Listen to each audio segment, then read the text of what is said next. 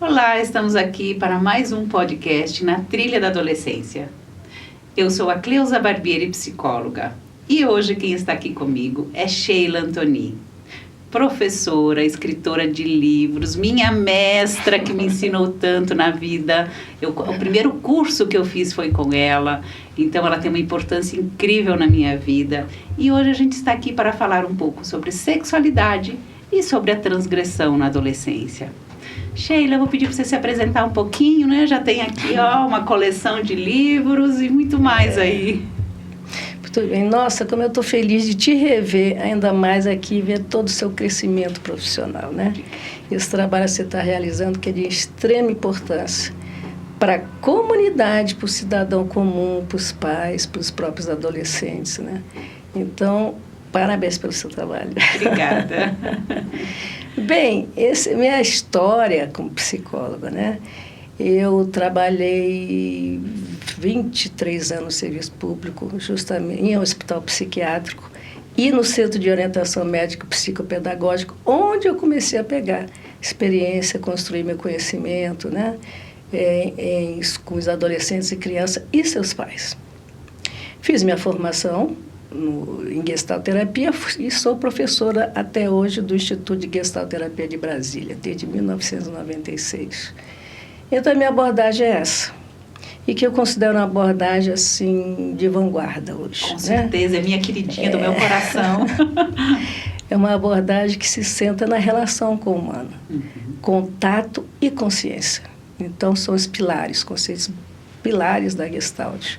E que é o que mais o mundo está precisando, né? Exatamente. Qualificar o seu contato, sua capacidade de estar com o outro, qualificar sua presença com o outro, né? E ter consciência.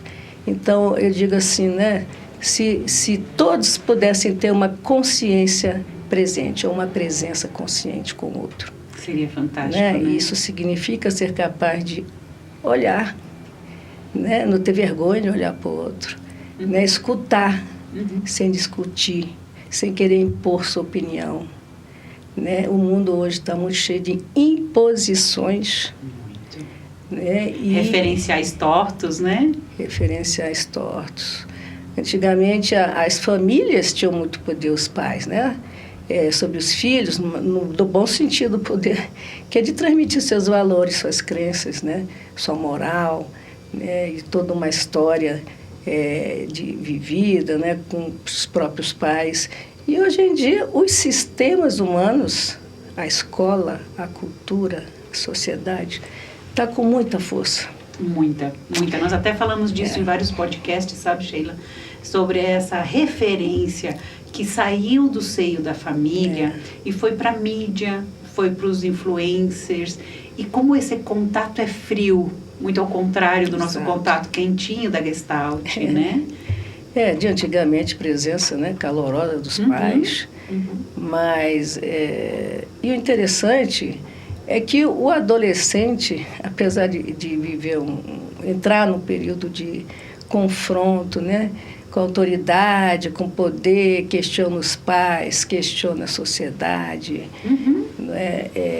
está nesse momento de autoafirmação, mas ele precisa muito ainda do referencial dos pais. Com certeza, eu estava até lendo um texto seu desse livro da Clínica da Gestalt com as crianças, né?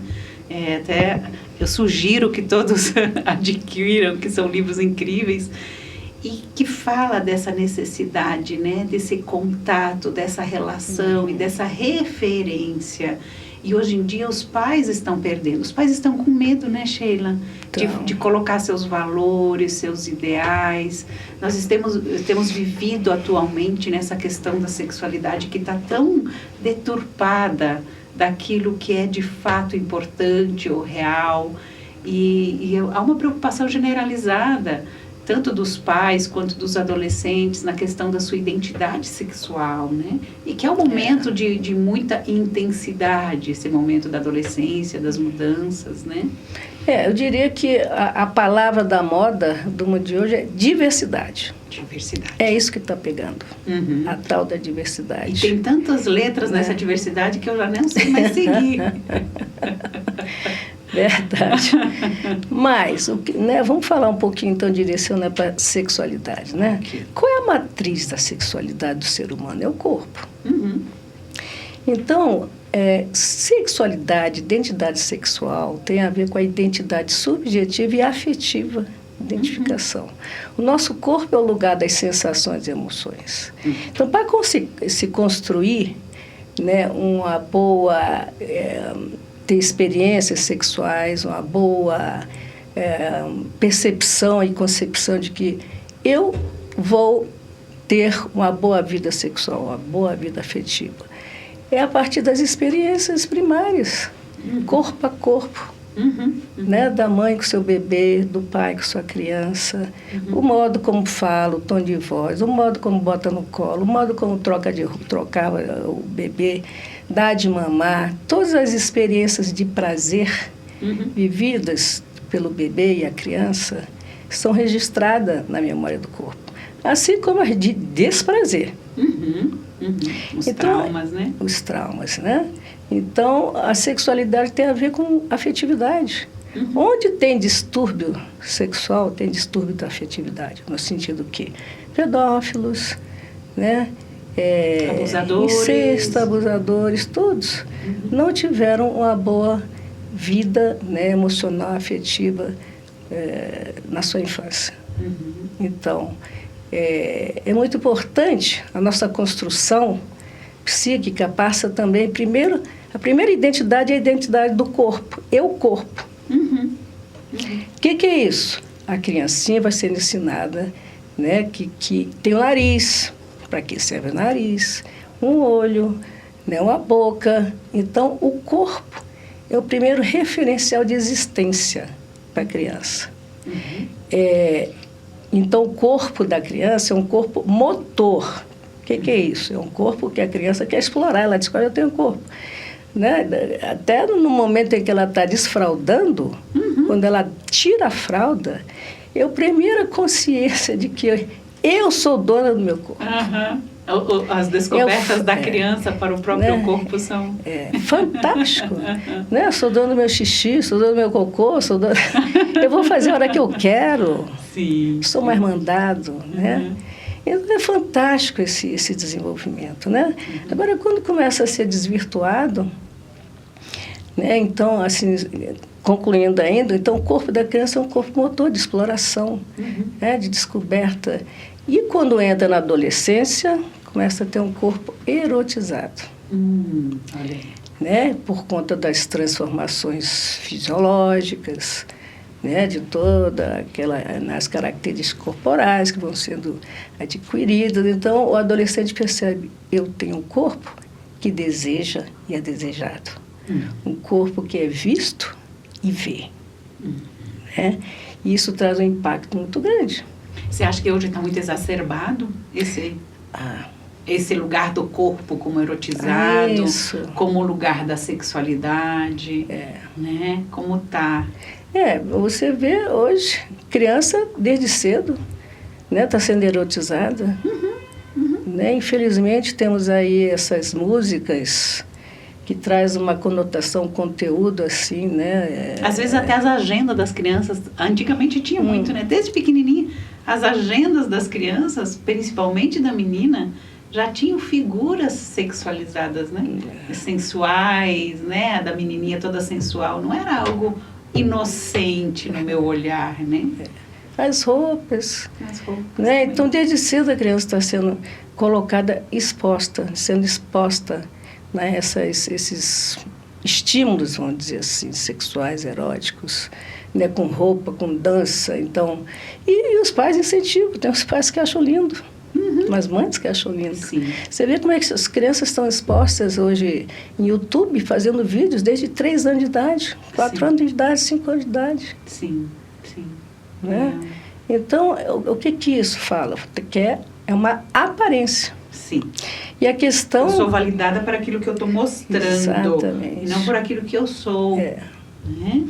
Exatamente. Essa é a mensagem que você já vai impregnando na vida dela quando você vai colocando ela na mídia tão cedo, né? E o que acontece, né? uma cultura que incentiva a aparência, ou seja, o corpo, pintura, roupa, né? O corpo a ser visto, desejado, admirado, faz com que fique funcionando só na dimensão do concreto, do ter. Então, essa dimensão mais subjetiva, intuitiva, sensível, né, emocional, do ser quem eu sou, e não o que sou. Né? A concretude é esse do corpo, o que sou. Sou gostosa, sou bonitona, me desejo, né? E isso está deixando a qualidade das relações e da presença muito rasa, muito superficial. Muito precária, né? No podcast anterior, Sheila, eu entrevistei 2 adolescentes e que elas tiveram o pico da adolescência entre 12 e 13 anos na pandemia. E elas 2 relataram o conflito do corpo que elas tiveram em função de que o referencial era a mídia.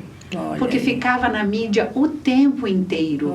E se colocando lá no Pinterest, no Instagram, nos lugares onde que as mulheres eram lindas e maravilhosas. E o referencial passou a ser aquele. E elas entraram em conflitos e adoecimentos psíquicos enormes com essa situação do aprisionamento e não ter o referencial dos meus iguais e ficar com o referencial que é imposto pela mídia, né?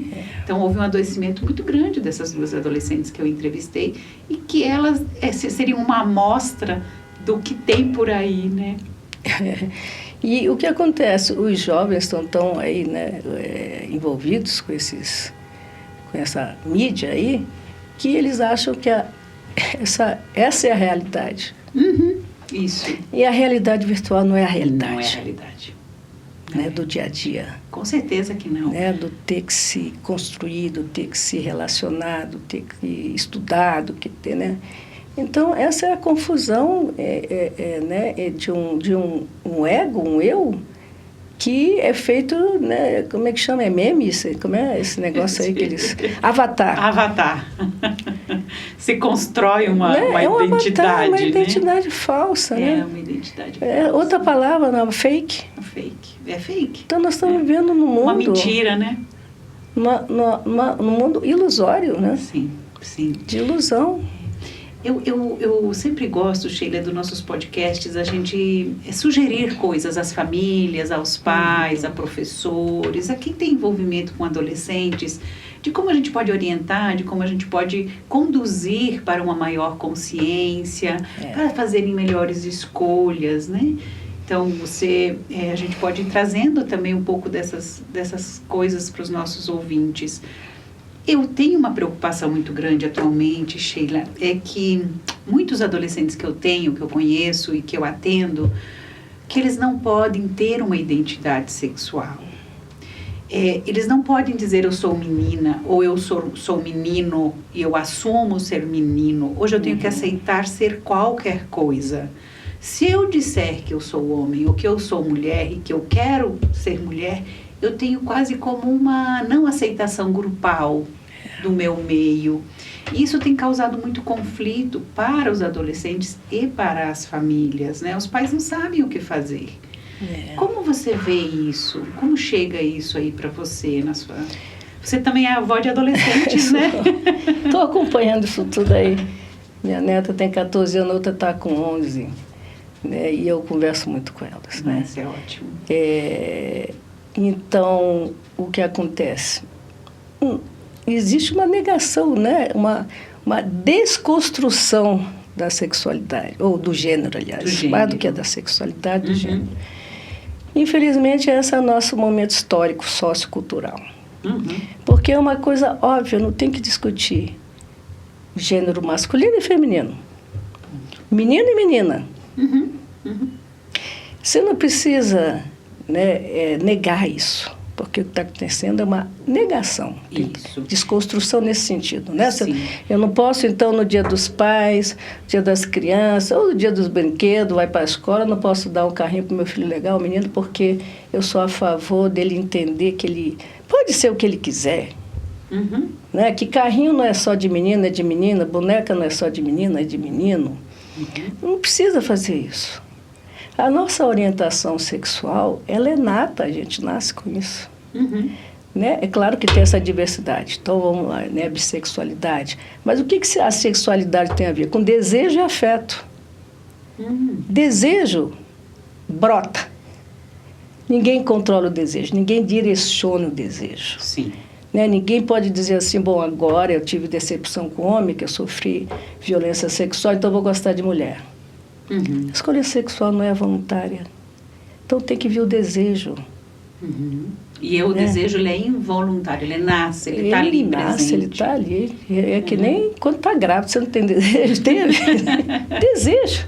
Desejo é desejo. Sim. Não é vontade. Não é necessidade. Eu tenho clientes no consultório que eles sofreram muito nessa transição e nessa aceitação. Porque o que me preocupa é que a naturalização de tudo isso não está sendo olhado justamente para o afeto.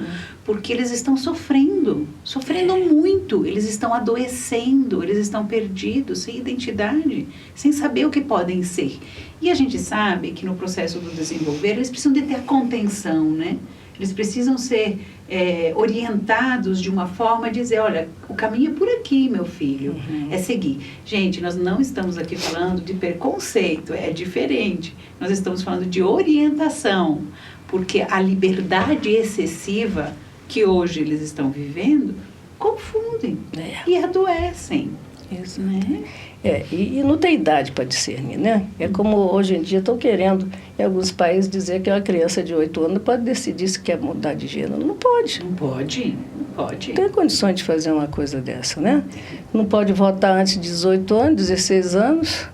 Como é que pode escolher isso. Uma coisa que é tão séria, tão grave, tão determinante na saúde mental? Sim. Né? Sim. Então, assim, é simples, é seguir o que é simples e natural do corpo humano, do psiquismo humano. Né? Então, a vida vai mostrar se essa criança, né, quer seja menino ou menina, vai ter a sua escolha. Escolha não, desculpa, não existe escolha, como está dizendo, né? Não existe preferência. Há uma orientação. Sim. Há o desejo, há uma tendência. E ela vai definir. Né? Então, assim, a preocupação, o que é importante é ter uma base, né, uma estrutura emocional afetiva que, quando, na medida que se chega na adolescência, já tem uma consciência, bom, eu sou Sheila, eu penso desse jeito, eu gosto disso, eu não gosto disso. Eu gosto de pessoas assim, eu não gosto de pessoas assim. Meu jeito de perceber o mundo é assim. Eu prefiro um mundo em que as pessoas vivem em paz, em que se respeitem. Isso. Né? Então, quando esse percurso, né, esse momento da adolescência, é dessa autoafirmação. E tem o paradoxo da autoafirmação, por isso que entra os conflitos com a lei, com o poder e a autoridade, coisa que tem de casa, é que para eu me autoafirmar significa dizer sim para mim. E para dizer sim para mim, eu tenho que dizer não para o outro. Sim. Entende? Sim, com certeza. Eu tenho que dizer não para o outro. Não, pai, eu quero fazer isso aqui, eu quero ser assim. Não, amigo, eu gosto sim. É de menina? Eu gosto sim de menino. Eu não tenho que ser aquilo que você quer que eu seja. Eu não tenho que pensar do jeito que você quer que eu pense. Isso. Então, veja bem. Transgressão faz parte, né? Isso é uma... Isso. A contraposição do que está na sociedade, ela faz parte do desenvolvimento humano, a gente sabe disso, né? O que eu me preocupa, eu vou reforçar aqui, porque eu nunca vi tantos adolescentes se cortando, se ferindo, se mutilando. E eu vejo que eles não têm um lugar onde eles possam trazer as emoções deles, trazer aquilo que é deles, que é da natureza. A impressão que eu tenho que a essência deles está sendo negada. Você tem que estudar, você tem que ser isso, você tem que ser aquilo, neste sentido. E na sexualidade, você pode ser aquilo que você quiser. Por outro lado, tem exigências, né? Que eu vejo muitos pais. Você tem que estudar, você tem que fazer isso, você tem que ser médico, você tem que ser isso. Gente, eu atendi uma menina que ela entrou em pânico, porque ela precisava dizer para a mãe que ela não queria ser médica. porque a vida inteira ela ouviu da mãe que ela tinha que ser médica. Ela entrou em pânico, ela estava em sofrimento grave. Então não tem esse lugar de olhar para aquilo que o jovem é, em alguns lugares. E tem essa liberdade por outros lados. Eu tenho a impressão que isso causa uma confusão tão grande na cabecinha deles. Eu alguns anos, na época da pandemia, eu fiz uma palestra sobre a ética no amor, a ética do amor na relação parental, pais e filhos. Eu acho que a gente está falando um pouquinho disso aí. Né? Toda ética parte do princípio do amor. E amar tem uma ética. Né? Amar filho, amar um parceiro, uma parceira, amar um animal, amar o universo. A natureza, né? Nossa, que lindo, né? Isso, Sheila. Então, tudo parte do princípio do amor. E qual é a ética das relações? Né? Assim, a ética onde há amor, não cabe traição, não cabe deslealdade, não cabe controle, não cabe inibição da individualidade do outro, não cabe bloqueio da liberdade do outro. Então, eu incentivo os pais, né, tem que incentivar justamente a separação, a individuação, a autonomia, a independência, a autorrealização pessoal e singular, única e exclusiva. Entende? Então, não cabe um pai dizer assim, você vai ser médico, porque eu já tenho um consultório pronto. Né? Ou você vai administrar nossas empresas. Eu já tive um menino de 14 anos que o pai dava processos jurídicos para ele ler, para ele aprender. Com 14 anos. Então, isso é inibição, né? Da essência, da individualidade, o direito de poder se pensar, refletir, inclusive de ter forças para dizer, não, pai, eu não quero, eu quero ser isso. Então, é um paradoxo muito grande hoje, né? Isso, muito contraditório. Muito contraditório para eles O que você sugere que as famílias podem fazer nesse momento? O que você sabe o que me vem muito? Eu vou sempre lá para os meus tempos de criança. Sim, o que acontece? Né? Hoje as crianças saem de casa muito cedo para estudar. Do ponto de vista do desenvolvimento neurológico, aliás, psiconeurológico, o ideal é sair de casa com 3 anos de idade. 2,5 para lá. Por quê? Porque é a idade em que a criança começa, os 3 anos, 2 ainda fala, deixa de usar o seu nome, se referir assim, Sheila vai para a escola. Não, começa a falar, eu vou. Olha que interessante isso. Então, quando a criança faz uso do eu, ela distingue ela do outro. Então, ela começa a perceber o outro. E assim, ela se separa, vai para a escola tranquilamente da mãe. Se sua mãe não estiver sofrendo com a separação dos filhos. Tem isso, né? Mães que não deixam os filhos sair de casa, né? Aproveitando isso, hoje tem a adolescência estendida. Nós falamos sobre isso no podcast. Não sai de casa. Pronto, meu filhinho vai ficar aqui, minha filhinha vai ficar aqui. No meu podcast com o Bernard Enders, que ele é professor universitário, ele falando desses adolescentes que chegam em sala de aula, lá, que teria que ser um espaço mais de adulto, né? Eles estão totalmente infantilizados no processo de chegar em sala de aula já ainda com essa carga da infância, né? Sem amadurecer. Mas então, aos 3 anos a primeira tomada da consciência do eu. Então, ir para a escola seria maravilhoso. Hoje em dia, mas isso, né? Tudo é o mundo, né? Que solicita mãe, que não pode ficar mais em casa, tem que trabalhar, o pai, não sei o quê. Essa correria do mundo do dia a dia. E tem gente que desde bebê bota seu filhinho, depois que para de mamar, bota lá na creche. Por que é importante? Porque dentro desse processo de tomada de consciência do eu, aos 3 anos, e antes de chegar ao eu, vem o meu. Né?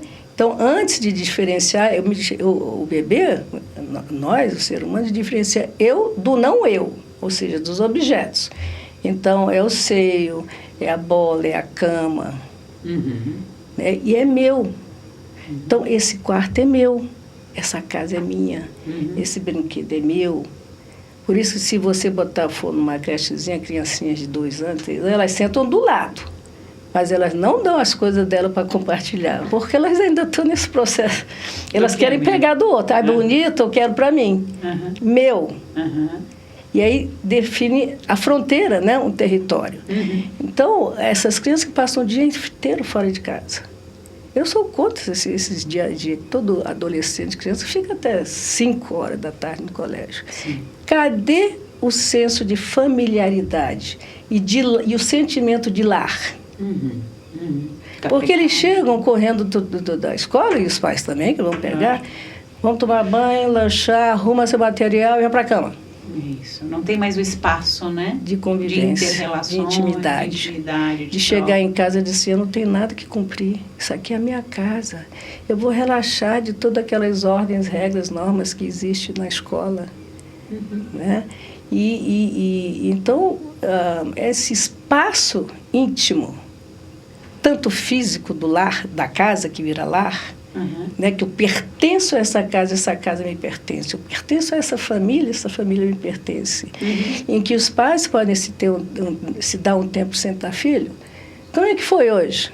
Perguntas bobas, não precisa ser nada profundo, não. Como é que foi o trabalho, como foi na prova, mas numa vontade de escutar. Não de cobrar. Uma regra, né? Não, e de cobrar, né? Porque às vezes chega com uma cobrança. E aí, na prova?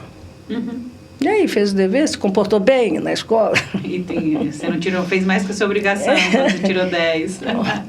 Então, esse espaço íntimo entre pais e filhos. É uma construção, esse diálogo, né? Esse diálogo, né? De sentar, de ter uma televisão na sala e sentar, vamos assistir filme junto, né? Cada um para o seu quarto e ver o que quer. Né? E dos pais, eu diria, por um lado, além do afeto dessa presença afetiva, mas uma presença com poder e autoridade coerente e consciente, porque precisa. Sim. Os pais precisam, sim, assumir e dizer assim, não, você não vai fazer isso, porque você não vai dormir com o celular, você vai entrar no consultório, deixa o seu celular aqui, que é uma coisa até que eu digo, eu não gosto que entre também né? não permito que usem. Porque é um apêndice, né? O celular desses jovens hoje, e até dos adultos, não vamos nem né, tirar a gente, porque não se consegue separar. Sim. É uma relação objetal, você percebe? Demais. E isso é transferido para o outro. Eles não sabem se relacionar com os outros. Sim. Né? Então, na hora que entra na adolescência, o corpo era o desejo, né? Se interessar e tal, tem vergonha. Não tem essa intimidade desenvolvida, né? Para ter um lugar. Não tem a força do eu de chegar assim, olha, vamos conversar, tô meio assim, né? Afim. Não, é tudo sem graça, é tudo mandando mensagem, o outro que vai e diz, né? E aí se envolve, gosta, aí então, quando termina, quer se automutilar. Não sabe lidar com a rejeição. Não. Né? Aliás, toma como uma rejeição e pode não ser uma frustração, né, na verdade. Uma frustração. Então, essa estrutura emocional hoje do jovem está muito fragilizada. Muito. E eu atribuo muito para essa falta de exercício, né? De poder e autoridade dos pais, essa falta de presença mais afetiva, consciente, clara. Sim. Né? Os próprios pais, às vezes, confundem o adolescente com essa questão até da sexualidade. Trazem ideais, né, que são deles, para que os filhos vivenciem os próprios ideais, né? Aquilo que eles entendem como ser, com uma liberdade muito grande. Eu conheço casos, né, onde as famílias quase que condenam seu filho usar da sua masculinidade ou a filha da sua feminilidade, né? Quase que você também não pode. A família também tá perdida nesse sentido. Então, o que a gente está falando aqui, Sheila, é esse lugar que é de construção da relação, né? Desde criancinha, desde bebê, onde que a criança, se ela está muito tempo fora do seio familiar, ela vai ser construída por aquele lugar que está lá e não aquele lugar que está aqui. E muitas vezes, quando O jovem está lá na adolescência, os pais estão querendo buscar eles de volta. Mas já foi construído um histórico de não relação, de não conexão e de não autoridade, que é muito diferente de autoritarismo. Isso. Uma das coisas que você me falou nos tempos idos dos nossos conhecimentos e que marcou para sempre aquilo que eu trago, inclusive, para o meu trabalho, é a falta de amor. Que no mundo falta amor, que ao mundo falta das conexões amorosas, né? As conexões amorosas diz do respeito, diz dessa coerência entre aquilo que os pais fazem. Porque eu atendo uma garota que ela se incomoda muito de andar de carro com o pai, porque o pai bebe. E aí ela fica com medo. E aí ela fala, como que ele quer me dizer o que é certo e o que é errado, se ele faz errado? Então, é um incômodo muito grande. A incoerência. Né? A incoerência daquilo que eu faço. Então, realmente, eu acho que hoje, para ser pai e mãe, está muito difícil, porque a gente está cobrando muito deles. Mas não tem outro caminho. Eu não vejo outro caminho. Que não seja esse resgate da união da família, que seja esse lugar do afeto, inclusive da discussão, da frustração, né? Daquilo que é contrário ao desejo, né? Isso, que é o dia a dia da vida, é frustração e gratificação. Né? Então, e hoje o que acontece? Os pais estão evitando de frustrar os filhos. Sim, sim. E sem frustração não há construção da força interior. Do desenvolvimento dos recursos internos para lidar com a frustração. Dizer assim, bom, eu não posso fazer isso, o fulano não me quer, prefere aquele outro amigo, ou né, não tirei uma nota boa dessa vez na prova, mas eu vou ver o que eu posso fazer meus ajustamentos criativos, meu pensar criativo, me organizar internamente, né, para ver o que eu posso fazer de diferente. Então, isso não está sendo feito. Isso. É por isso que chama da geração mimimi, Nutella. A geração Nutella. Né? Que é tudo dado na mão. Tudo. Né? Eu trabalho, meu filho, para dar tudo para você. Para te dar esse celular, para te dar isso. Mas eu cobro do filho que eu dei, mas eu não convoco ele para estar junto, né? Eu vejo muitos adolescentes não sabem fazer um suco de pacotinho. Eu brinco que eles não sabem fazer um suco de pacotinho. Com todo respeito a vocês, porque eu sei que tem muitos aí que trabalham muito e que fazem muito. A gente não pode generalizar, né? Então, realmente, eu como psicóloga, eu lamento muito a juventude de hoje, sabe? Eu fico muito entristecida e preocupada com o rumo que está sendo dado. Sim. Sabe, para essa juventude em termos dessa questão, principalmente sexual. Voltando a essa questão sexual, minha neta tem 14 anos, e eu cheguei assim, bom, minha filha, eu vou falar sobre adolescência, eu quero te perguntar uma coisa. E ela já namora, toda avançadinha, né, namora, aquela coisa toda. Eu falei assim, você foi, né, indiscreta, eu só tenho visto você ficar com o menino. Você pode dizer para suas amigas que você é hétero? Ela, Olha. Né? Então, aquilo não pode, porque a moda é dizer que você topa tudo, que você é pansexual. Isso, que tudo é permitido, né? Não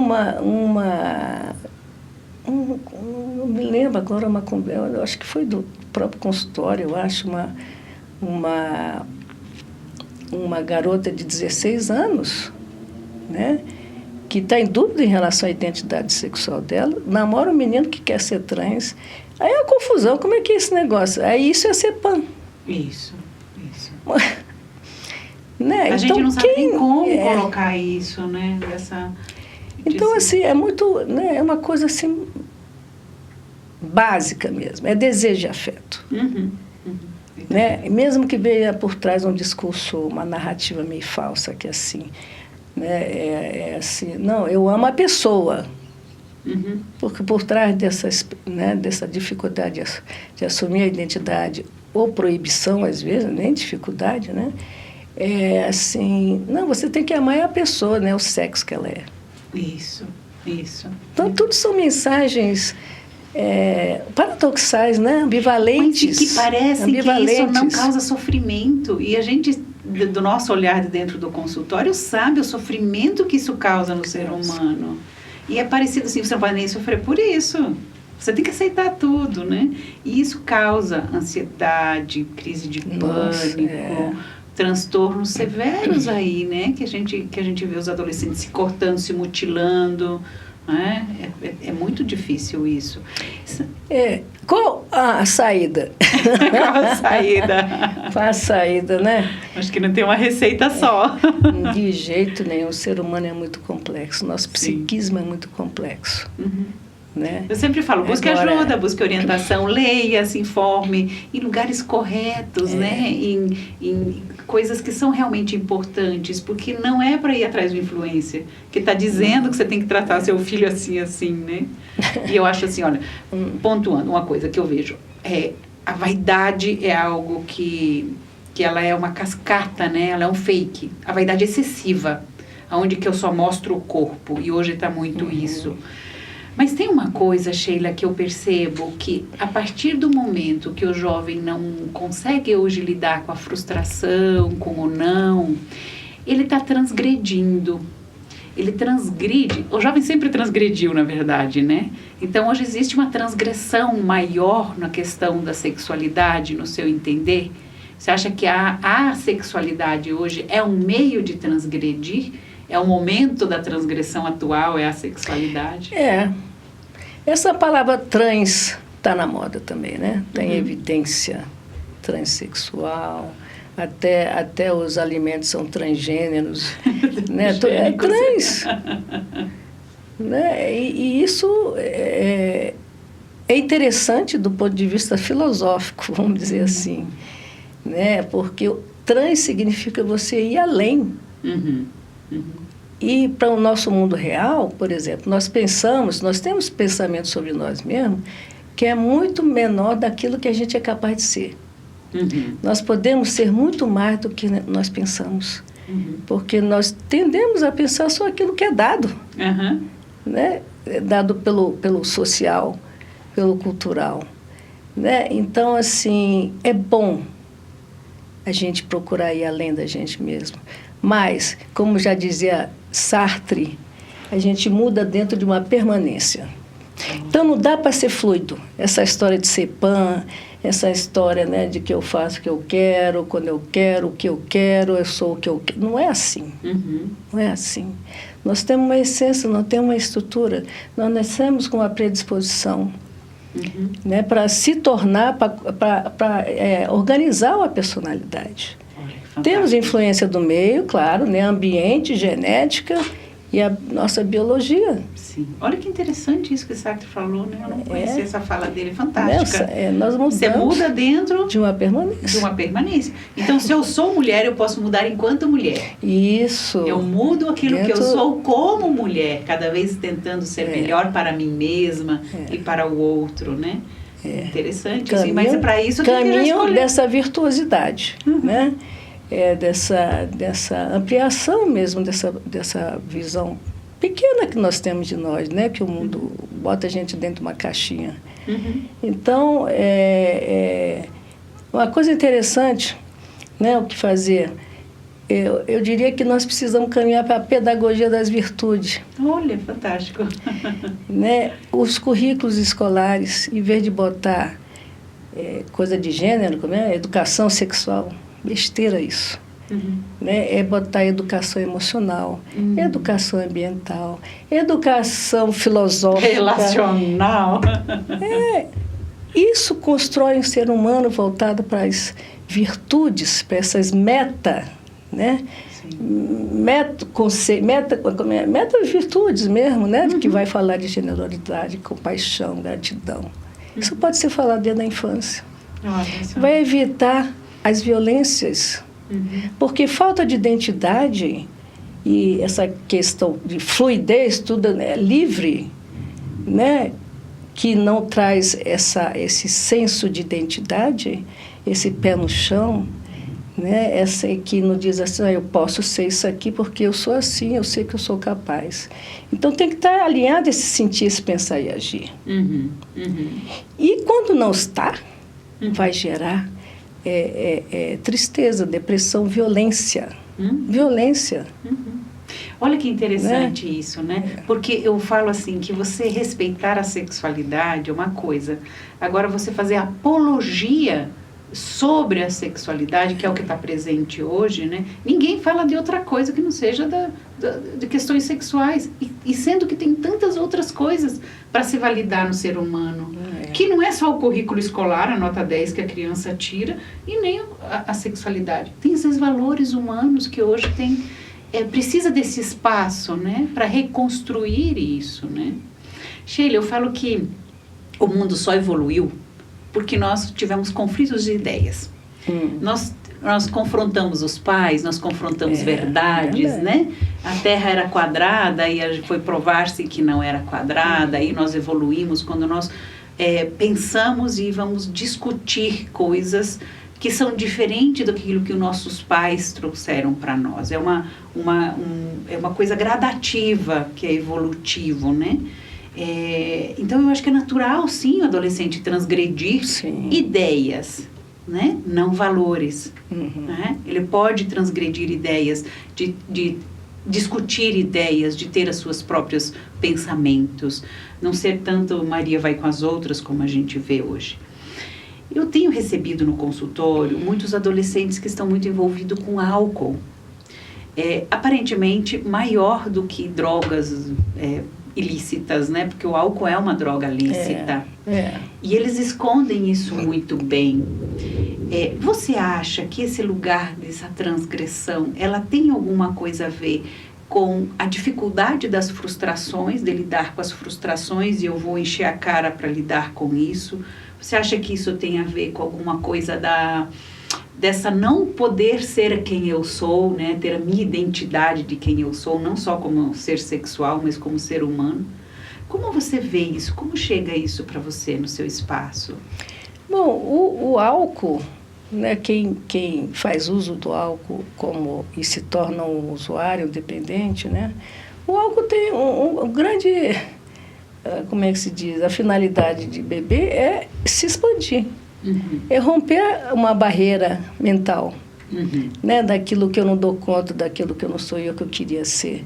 Então, a juventude, quando vai para os bares, vai para as boates, eles bebem para chegar no outro fácil, né? Perder a vergonha, a inibição. Então, o álcool parece que revela, né? Quando você bebe, você se revela, né? Você desbloqueia o que está travado, né? Suas fantasias de rejeição, de incompetência, de incapacidade. Então, é para isso. Então, só que estão usando desde cedo, né? Sim, muito cedo.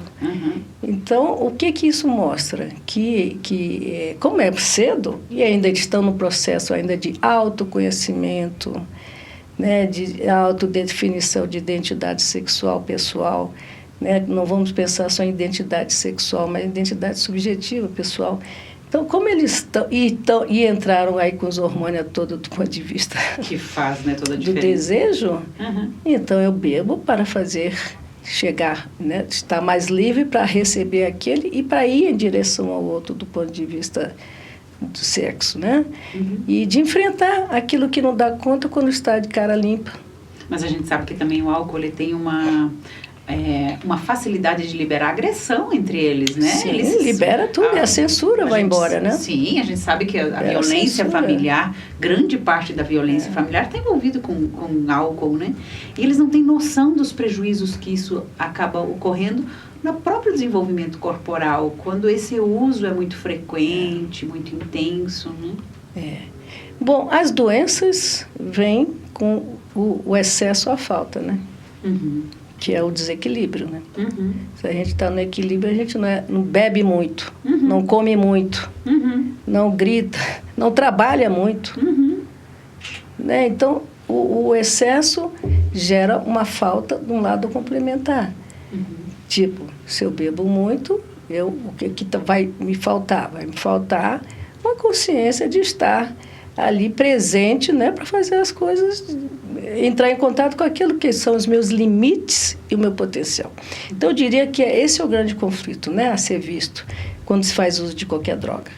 É dar-se conta do seu limite e do seu poder. E o álcool pode perder isso.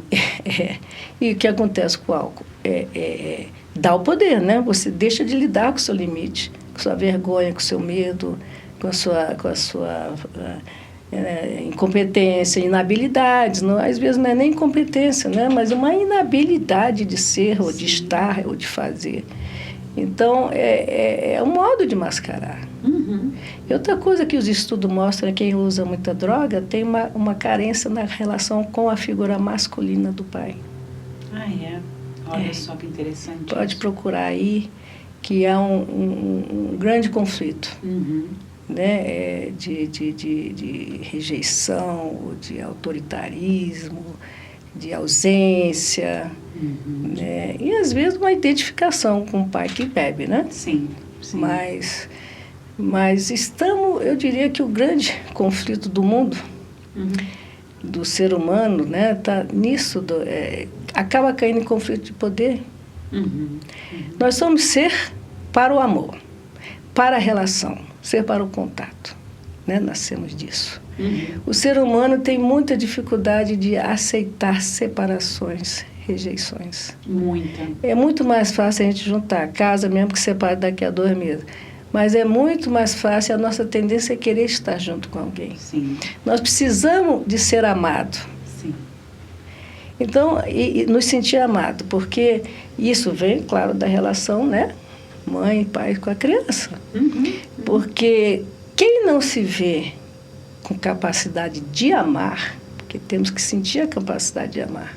Está bloqueado, né? Quem não consegue, né? Porque não é que não tenha, está bloqueado. Está bloqueado. Nós nascemos para o amor, para dar, para rir, né? Para ser feliz, para estar com os outros. Sim. E isso vai sendo, as experiências vão dizer assim, olha, eu não confio no outro, não. Olha, fulano... Amar é perigoso. Olha, o homem só quer se aproveitar. Olha, pega uma mulher que pensa em você primeiro, né? Então, são valores e crenças que são culturais, né? E, claro, da história. Que fica marcado na pessoa. Sim. Né? Tipo assim, sou capaz de amar ou sou capaz de ser amado? Então, eu digo assim, toda pessoa é importantíssimo na vida de uma pessoa ela ter um relacionamento duradouro. Sim. Na vida, estável. Não precisa nem casar, né? Mas que tenha um relacionamento estável, de pelo menos 1 ano, 2 anos, porque é nessa relação estável que ela vai dizer, eu sou capaz de ser amada, eu sou capaz de amar. Porque quando é esporádico, né? Isso pode semana, ser mês. Amigo, pode ser de amizades também. Não, eu digo mais amor mesmo romântico. Sexo romântico. Né? Genital, amor, é uma boa não é experiência só de amizade, de não. se perceber enquanto capaz de amar alguém. Né? E é interessante, né, que quanto mais a gente ama, mais a gente odeia, né? Mais intenso fica. O Winnicott, né, um psicanalista, dizia que dentro do processo de desenvolvimento da criança é importante que ela tenha essa experiência, né, a mãe seja capaz, o pai, eles focam muito a mãe, né, a mãe passa esse sentimento de amor, mas também ensina o ódio. O que significa isso? A mãe boa e a mãe má, né? Mas o que significa isso? Os pais podem ficar com raiva dos filhos, né? Ficar bravo, porque é natural. Claro. Mas precisa ensinar para os filhos assim, eu estou com raiva de você porque você fez isso, porque você não fez isso, né? O que quer que seja. Eles podem ter raiva, mas eles têm que mostrar para os filhos que a raiva passa e não é destrutiva da relação e nem do filho. No sentido de xingar o filho. Nossa, eu vejo muito isso. Usar palavras que humilham, constrangem e para sempre vão ficar na ferida, na alma da criança e do adulto. Então, esse ensinamento em que é permitido ter raiva. Eu te amo, mas eu tenho raiva de você. E eu tenho raiva de você quando você faz isso, né? De você. Daquilo que você fez. É do teu ato, né? Do teu ato. E eu te perdoo. E você pode tentar vir reparar, consertar. Sim. Porque se não é dada a chance da reparação, a culpa vai sendo construída. A revolta, a indignação. Aí começam os comportamentos de violência, de raiva, né? E de intolerância, né? E do sentimento assim, então eu não sou amado. Sim. Meu pai e minha mãe não me amam. Então, eu não mereço ser amado, eu não sou capaz de ser amado. Isso. A gente está falando aqui de uma coisa que eu acho fundamental, sabe, Sheila? Eu acho que essa construção da segurança afetiva. E segurança afetiva não quer dizer não contrariar a criança, né, o jovem. Muito pelo contrário, ele precisa ser contrariado naquilo que ele deseja, aquilo que ele faz, ele precisa passar pela frustração. Então, nós estamos falando aqui que segurança relacional é a certeza de que eu erro e eu posso reparar o erro. Que eu sinto ódio, mas eu também sinto amor. E que isso é da natureza humana. Porque senão a gente fica nessa construção do ideal de ser mãe, no ideal de ser pai, e eu não tenho espaço para pôr as minhas emoções. É claro que eu acho que o adulto ele precisa lidar com seus conflitos e não misturar a história dele traumática na educação do filho, porque senão você vai trazendo esses traumas transgeracionais e passando de para frente uma história sua que está mal resolvida. Então eu sempre trago assim que existe jeito, existe lugares onde que a gente pode reparar as nossas vidas. A gente pode reconstruir os nossos sofrimentos, os nossos traumas, né? E eu não falo que só a psicologia faça isso, de forma nenhuma. Eu acho que os centros que trabalham com religião, que trabalham com jovens, uma relação afetiva segura, até mesmo de uma criança com um professor, ela já é restaurada de uma forma bonita. Eu tenho uma memória de uma professora que ela não tem ideia da diferença que ela fez na minha vida. Eu devia ter 12, 13 anos e ela vivia me dando dicas de como eu me portar, de como eu me vestir e me valorizava e me dizia como eu era importante. Aquela professora me amou de uma forma que eu nunca vou esquecer. Ela fez muita diferença na minha vida. Então, às vezes, um contato seguro também pode restaurar coisas. E eu acho que falta tanto isso no nosso tempo hoje, né? Nós estamos tão ocupados com mídia, com futilidades, com coisas que não trazem os valores, né? Você tocou numa palavra, né? Que repetiu os conceitos da Gestalt, que a gente pode puxar, que é o quê? Suporte, autossuporte, suporte ambiental. Os pais precisam ser, né, essa figura de suporte e segurança. Toda relação boa, amorosa, passa por essa construção da segurança e da confiança. Né? Então, assim, na relação terapêutica, o cliente só vai ficar bem lá se ela confia no terapeuta, se ela tem segurança. Exatamente. Para você fazer isso. O vínculo é construtivo, né? É construtivo. Numa relação amorosa, né, que seja hétero, homossexual, de pai e filho, precisa ter segurança. Eu escolho você porque eu confio em você. Eu escolho você porque eu tenho segurança que você me ampara e me protege. Então, essa é a base da relação humana. Né? É confiança, segurança, que junto vem proteção e amparo. Entende? Então, assim, podemos dizer que não está havendo um bom suporte ambiental e um bom amparo dos pais para esses adolescentes, essas crianças. Eles estão tão ocupados em produzir renda para talvez, sei lá, fazer tantas coisas que se deseja com aquilo que o dinheiro é possível de comprar, né? E eu diria que tem coisas que são muito mais importantes. Senão só os ricos seriam felizes, gente. E a gente sabe que não é essa a verdade, né? A menina que trabalha comigo, ela vai escutar esse podcast, eu estou mandando essa mensagem para você. Ela é maravilhosa, é incrível, ela é um ser humano que eu amo ela profundamente. Ela está comigo quase 10 anos. E ela tem um amor profundo pela filha, pelo marido, pela família dela. Uma família humilde que mora lá no interior do Maranhão. E ela fala com tanto carinho, ela conversa todos os dias com essa irmã. Ela é carinhosa comigo, eu sou carinhosa com ela. Então eu digo que a construção de afeto, ela não tem a ver com dinheiro. Ela não tem a ver com você ganhar horrores de dinheiro para levar seu filho para Disney. Né? É outro lugar que a gente está falando. Sheila, nós estamos... Eu só quero terminar, Fale, né, porque a gente assim, e aí, o que faz com isso tudo? E aí eu me lembro, até eu botei nesse livro aqui, Transtorno Clínico da Infância, uma criança que eu atendi. Acho que é o último esse, né? Foi. Uma criança que eu atendia e havia muitas dificuldades na relação dela com a mãe e a mãe com a mãe dela. Então, o sistema feminino. E essa mãe, né, não conseguia muito mostrar esse afeto pela filha. E essa menina falando assim, ela falou assim: tia, eu só queria que a minha mãe sentasse comigo, me botasse no colo, debaixo da minha árvore, olhasse para mim e me falasse com paciência e calma. Nossa, olha que forte isso. Né? Tão simples, né? Então, não é fácil ser pai e mãe, sem dúvida, né? Eu fui, você. Não é fácil. Sim. Mas a gente só tem que ser suficientemente boas, como dizia também o Winnicott, né? Sim. A gente não pode perseguir uma perfeição, não pode ter medo de dizer não, não pode ter medo de frustrar o filho, não pode ter medo de ver os filhos se machucando. Uhum. Né?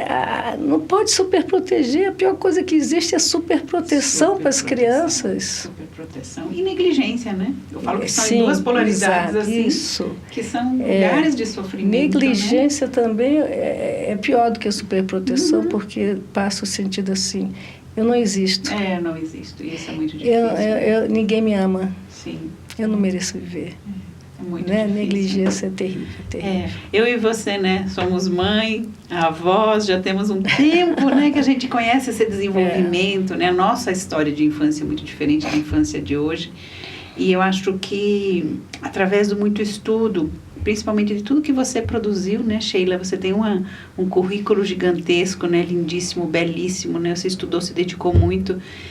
E está aqui, trazendo um pouco dessas mensagens aqui para o nosso público, né, que está preocupado com seus jovens. E eu queria te pedir para você deixar uma mensagem final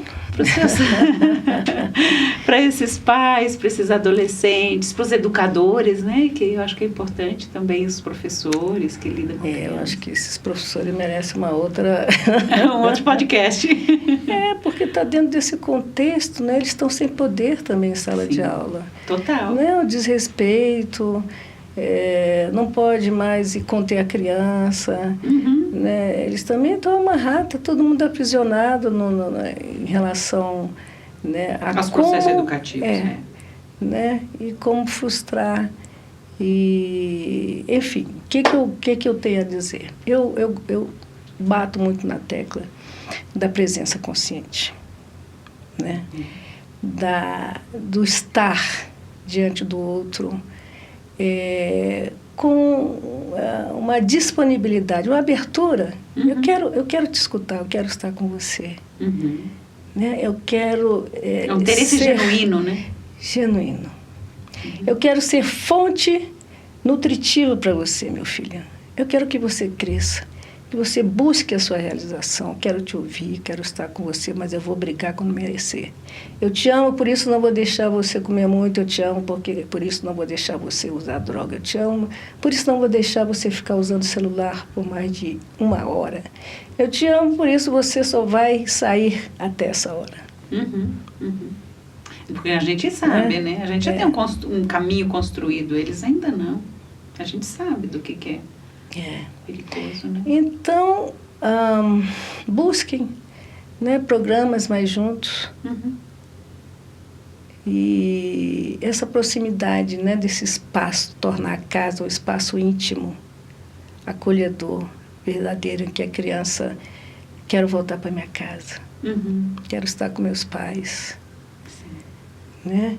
Então, é tornar, de fato, a casa o lar. Sim. A família, o lar. Nós temos adultos que não querem voltar para casa, né? Eu escuto adultos, não, eu não quero nem voltar para casa hoje, não quero ir, o clima lá em casa está difícil. Como, né, que a criança vai se sentir bem num espaço onde os adultos não estão, né, satisfeitos? Então, acho que eu costumo dizer que as famílias também precisam ser nutridas entre eles. O casal precisa ser nutrido, precisa conversar, precisa se explicar e ir até onde dão conta. Ninguém dá conta de tudo. Né? Reconhecer os limites. Isso. Reconhecer até onde limites eu dou conta. Limites e poder. Isso, tem, né? que ter essa consciência. E sempre com consciência, com amor, com respeito, né? Porque tudo é possível. Sheila, é isso. Te agradeço imensamente. Eu acho que teria mais 2 horas para a gente conversar ainda, né? Trazer muito mais coisas. Mas eu, assim, profundamente te agradeço, admiro muito o seu trabalho, né? E eu quero que você diga aí dos seus livros, né? Como é que eles fazem para comprar, como é que faz para adquirir seus livros, quem tiver interesse. Bom, eu no momento eu tenho na minha casa Criança Imperativa e a Infância na Gestalt Terapia, que eu organizei, né? Junto com a Rosana. Então, deixa eu pegar esses dois, que esses eu tenho em casa. Então, esses dois eu tenho em casa. Então, eu vou deixar botar. Os outros eu tenho. Você vai ficar com o meu contato. Quem tiver interesse, né? Me procura e eu posso encaminhar. Ótimo. Né? Tem o Instagram para te procurar? Tem o meu Instagram. Qual que é seu Sheila Instagram? Antoni, ou Antoni Sheila, né? Sheila Antoni. Tem o Face ainda também. Eu tenho um site também que chama sheilaantonigestalt.com, que lá tem muitos textos escritos, serve para pais, para profissionais, né? Que eu oriento, falando muito também de todas essas questões, de todos os cursos, todos os meus livros, palestras que eu dou, faço um resumozinho, tem lá. Né? E esse aqui é o mais recente, que eu gosto muito. Muito bom esse livro. Gente, eu tenho, ele é maravilhoso. Né, um pouco de teoria de desenvolvimento e de personalidade, né, que falta na nossa Gestalt. Esse foi meu primeiro livro que eu organizei. Depois eu fiz esse sozinha. Esse é maravilhoso. Minha autoria. Aí vieram os outros.